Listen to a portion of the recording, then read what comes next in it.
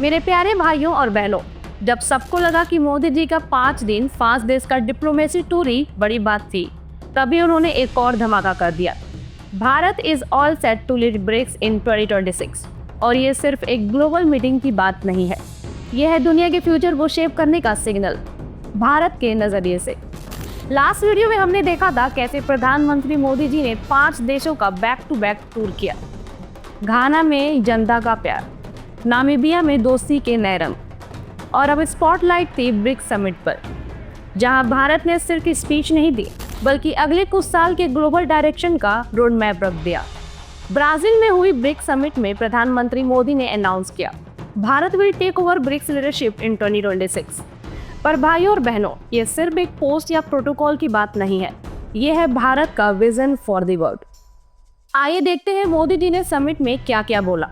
मोदी जी ने कहा, अब वक्त आ गया है कि ब्रिक्स सिर्फ स्पीचेस का प्लेटफॉर्म ना रहे बल्कि ग्लोबल साउथ की असली आवाज बन जाए।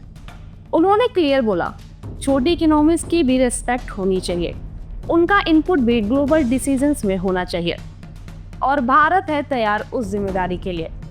मोदी जी ने बोला कि यूएन जैसे इंस्टीट्यूशंस पुरानी दुनिया के रूल्स पे चल रहे हैं।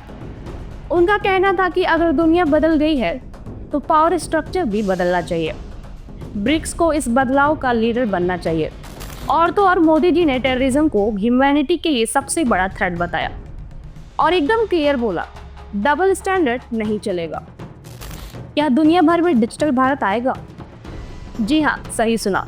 यूपीआई जैसे टूल्स और भारत का डिजिटल इंडिया अब विश्व के लिए एग्जाम्पल बन चुके हैं। मोदी जी ने कहा, Bharat is ready to share this model with BRICS countries. मतलब भारत अब सिर्फ टेक एक्सपोर्टर नहीं, ट्रस्ट एक्सपोर्टर भी बन रहा है। 2026 में जब भारत चेयरमैनशिप लेगा तो सिर्फ एक सीट नहीं मिलेगी, एक ग्लोबल जिम्मेदारी मिलेगी। उन्होंने बोला, ब्रिक्स को एक नया रूप देना होगा, अ शेप दैट सूट्स टुडेज दुनिया, नॉट जस्ट कल के इकोनॉमिक जायंट। तो भाई और बहनों, सिंपल शब्दों में 2026 में जब भारत ब्रिक्स को लीड करेगा तो हम सिर्फ टेबल पे नहीं बैठेंगे, टेबल का डिजाइन भी बदलेंगे। मोदी जी ने मैसेज दे दिया है, अब भारत डिसीजन मेकिंग में सिर्फ पार्टिसिपेंट नहीं, ड्राइवर बनेगा। तो दोस्तों, अब आप अपनी राय कमेंट सेक्शन में ज़रूर बताइए, क्या भारत सच में ग्लोबल स्टेज पे नए रूल सेट करेगा? मिलते हैं अगली वीडियो में, तब तक के लिए जय हिंद, जय भारत।